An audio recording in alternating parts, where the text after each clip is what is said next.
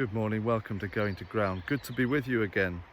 I'm on home ground this morning actually, in my garden. My cat Parsley has just disappeared into this nettle patch behind me.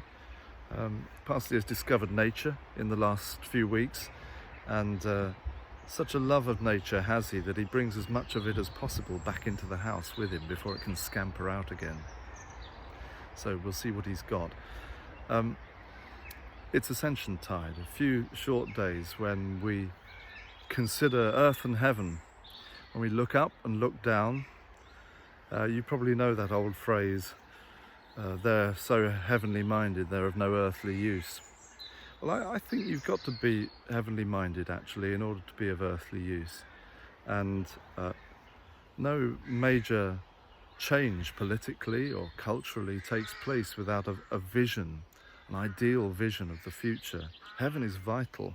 Jerusalem is a necessary, the heavenly Jerusalem is a necessary thing in society for us to pursue. And without a vision of the future, everything collapses really into a rather intense and confined present. So we think about those things in these days, and I encourage you to have your head in the clouds. And as I was out walking this morning thinking about this, that I was going to encourage that, and looking up into the sky, inevitably I then twisted my ankle on a rut in the path, and which was both predictable and hilarious, and as if the Lord was saying, yeah, keep your feet on the ground as well, Andrew. So keep your feet on the ground, have your head in the clouds, is my maxim.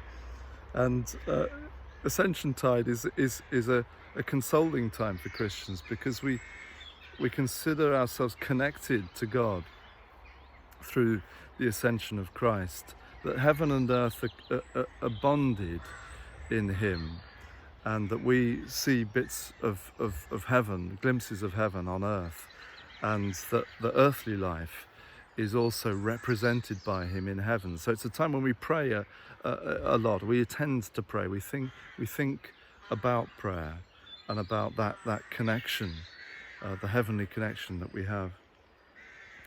So a good time, if you don't pray, and if you wonder about doing it and having a go at it, it's a good few days to try praying.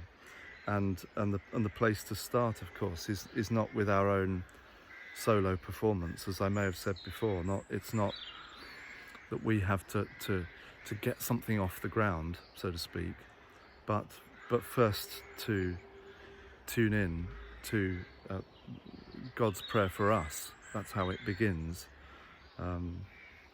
It's the Lord's Prayer that counts.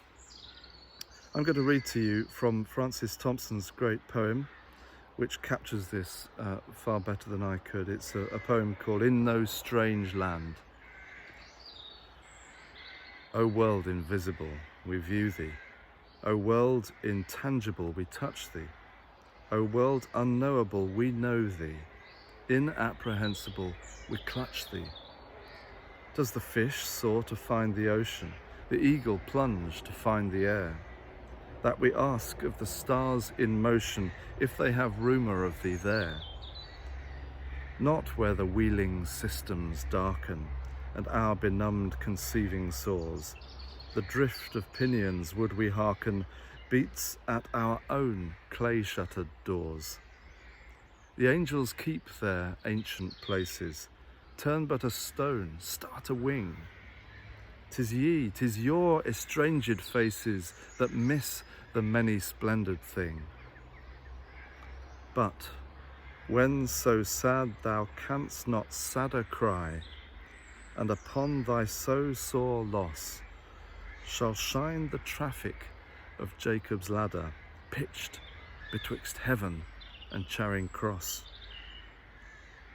Yea, in the night, my soul, my daughter, cry, clinging heaven by the hems, and lo, Christ walking on the water, not of Gennesareth, but Thames.